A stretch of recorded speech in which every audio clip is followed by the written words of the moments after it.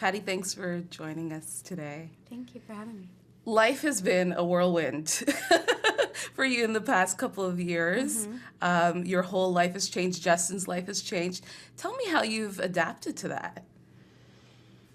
One day at a time. It's a lot of travel and sleepless nights, a lot of time changes, but you get used to it. And a lifestyle change, too. For sure. Yeah. Yeah. So tell me, I've watched some of the interviews that you've done in the past, and many people are calling you Justin's mom. And I know as a mom, you're very proud of your child. But who is Pattie Mallette? Who are you? So many of us do get wrapped up in our child's identity, that, we become so-and-so's mom and from school and sports teams and things like that. So, but, I don't know. I'm a daughter, a friend, and I feel like I have a mission. I have a purpose, and I want to, by writing this book too, is in sharing my story and helping others is part of why I'm here.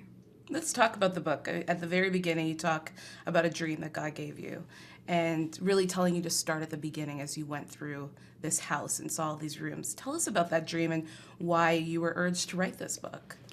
Well, in the dream, I was, my job in the dream was to clean the rooms. And so I would start in one room, and there was all kinds of clothes, like up to past my knees. There was clothes, pizza boxes, garbage, toys, and each room was a girl's room of different ages, from baby, toddler, all the way up to 18, and I couldn't clean the room, and so I was so overwhelmed I just cleared a path out from around my legs until there was like a hole around my legs, and I was so overwhelmed that I couldn't clean the whole room. I just stepped out of the room and started in another girl's room, and I realized that these little girls were, I feel like, well, I'll get to that in a minute. So in the dream, I was in these little girls' rooms, and I couldn't clean the rooms, and I was so overwhelmed. And I heard God's voice in the dream, and I heard him say, "Go to the beginning of the house." And so I went downstairs, and to the first room of the house was the living room.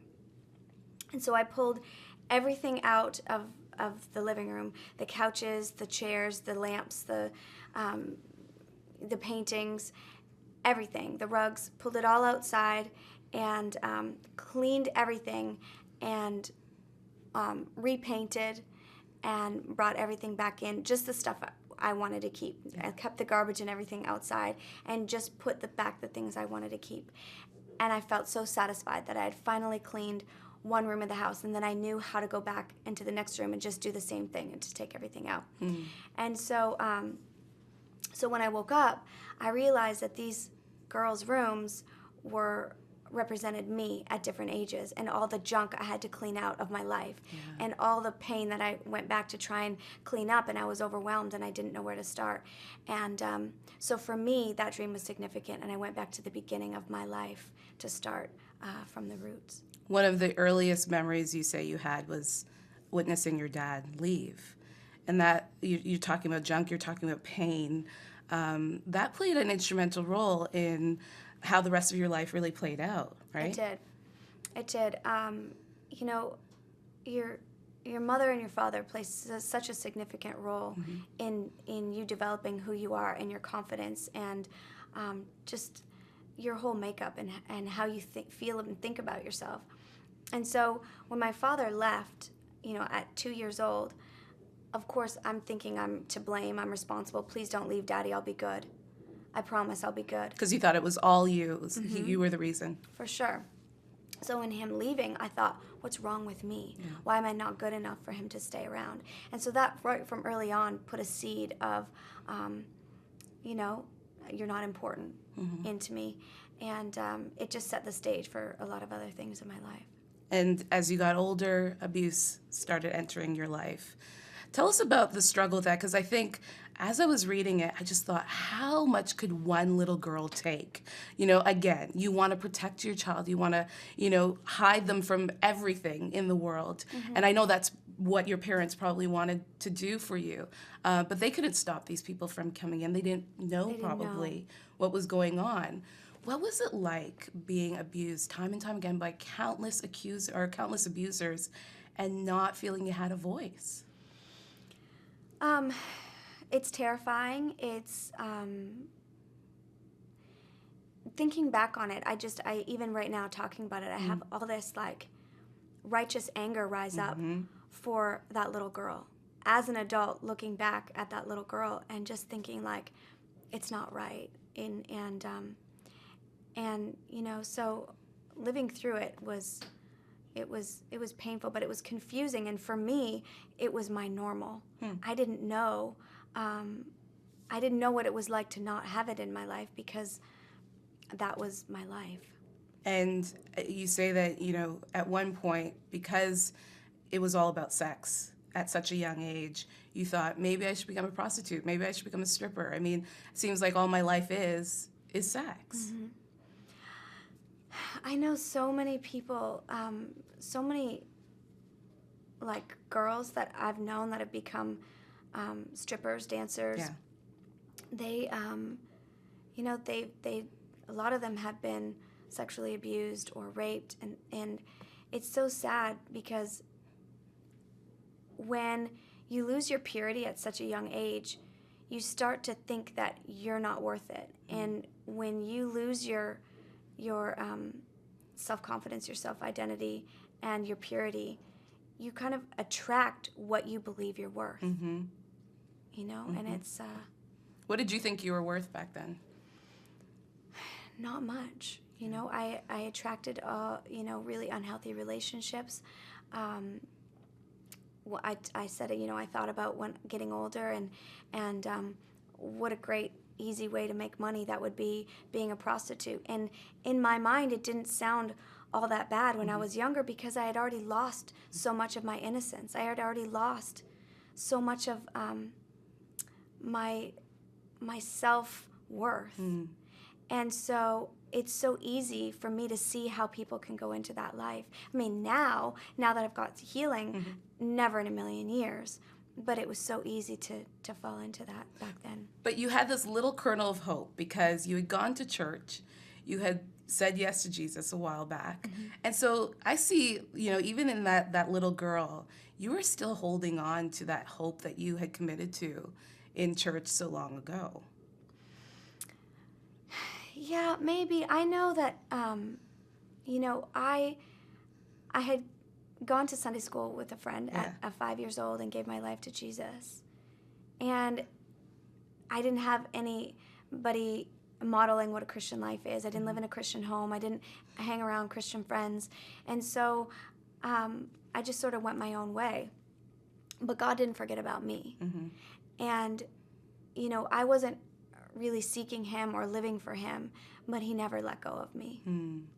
So as you got older, a thread, kind of a theme of looking for love, as you said, and trying to find belonging, which you kind of attribute to the loss of relationship with your dad, really led to very tumultuous relationships. Tell us about that and how that played an effect on your life.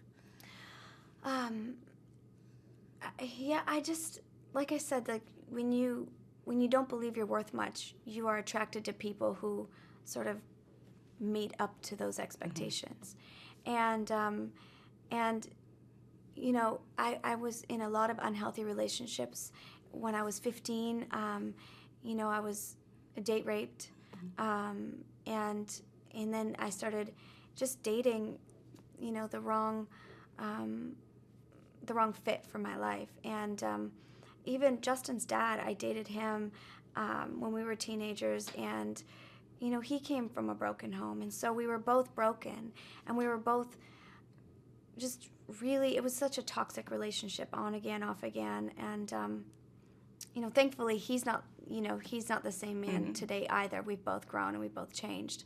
So, but it was, rocky, relationships growing up. And drugs played a huge role Yes. in you just trying to pacify the pain, really. which doesn't help a relationship too much. No, no. Add drugs and alcohol to the No. unhealthy relationship.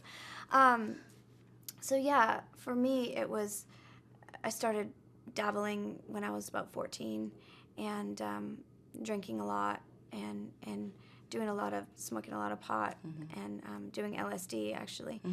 And it just got out of control. Was this a way of kind of just quieting all of these emotions that were just raging through you?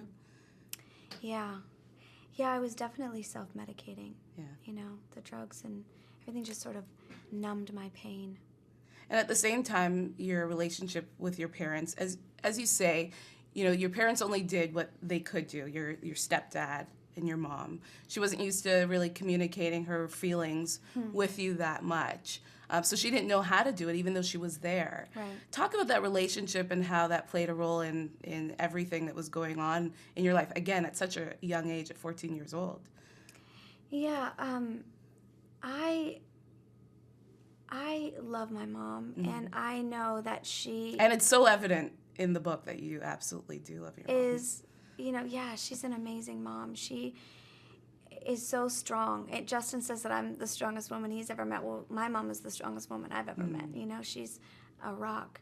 But you know, she had her stuff that she went through too, and so for her, it wasn't her thing. She just didn't know how to talk to me. And so for me, I had to go to a friend's mom to talk to somebody or a counselor at school.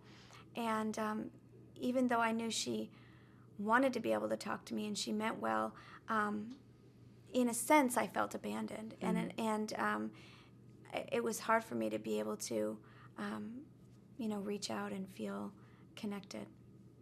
And I mean, again, abuse again came back into your life. You went on a camping trip with your friend and her grandfather, and there was a episode there up north that just added to the pain again. Yeah, there was several years of sexual abuse as a child, ongoing from 2 different abusers, and then when all of that had stopped, and I thought I got past all of it. I was 14 or 15 camping with my best friend and her grandfather. Her grandfather sexually abused me, and when I went to tell her about it, she didn't believe me. Yeah, years later she found out that through cousins and things like that, she believed me after a while, but at the time it was really tough. And so how do you communicate to young people now? I know you said you saw a PSA on TV that really gave you the energy and the courage to say no to your abusers, and that had ended. But how do you encourage young girls who, I mean, you've walked the walk that a lot of these young girls are walking. How do you communicate that to them that, there is power and you can say no in the midst of that? Because as you said, you were just going through a lot of pain and felt you didn't have the power to say no. Yeah, I don't know. Like for me, I saw this PSA, the public service announcement. It was Webster, who is Emmanuel Lewis, and he came on the screen. It was a Canadian public service announcement, and he, through this commercial, basically gave me permission to say no and put a stop to the abuse. And in part, I'm hoping to, he gave me a voice that I didn't have, and in part, I want to help give a voice to others who may feel like they don't have any. And it's not just the sexual abuse; it's, single parent homes and living below poverty line and people struggling with addictions, and there's so many other so many different forms of rejection that scar you and leave you broken. And so I'm hoping to, through writing this book, is hoping to help inspire people through my story to help them know that there's a way out. But I guess also when you're going through the abuse, you probably feel that there is no way out, right? Yeah. And again, yes, through the abuse and also through other pain. I mean, when you're in pain, doesn't matter what kind of, if you're in depression or you feel like you're angry, you're a victim again of something, it's you do feel like there's no way out. You can start to feel hopeless, and that's where depression comes in and sometimes takes over people's life. Join me tomorrow for part 2 of my interview with Pattie Mallette.